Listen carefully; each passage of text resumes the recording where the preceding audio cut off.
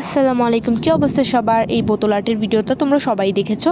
তবে এটা তো আর আমি এমনি এমনি সাজিয়ে রাখবো না, এটার জন্য অবশ্যই ফ্লাওয়ার বানাতে হবে। চলো আজকে ফ্লাওয়ার মেক করা যাক।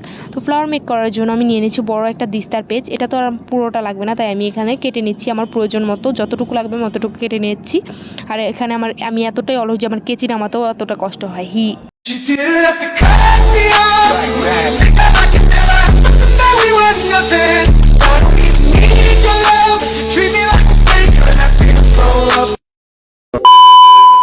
যাই হোক, ফাউল পেঁচাল বাদ দিয়ে এখন হচ্ছে এখানে আমি চুড়ি দিয়ে গোল করে কাট করে নিলাম।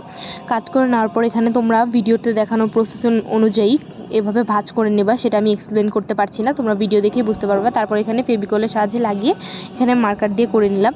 সিম্পল ফুলের মধ্যে করার চেষ্টা করেছি, তবে আমার কাছে মনে হচ্ছিল যে আমি টিস্যু পেপার দিয়ে এখানে ফুল সাজালে মেবি বেশি ভালো লাগবে। কাগজের ফুলটা মেবি এই ফুলটা বেশি মানাচ্ছে না। তো নেক্সট ডে আমি আবার বানাবো এটার জন্য। তো তোমরা কমেন্ট করো।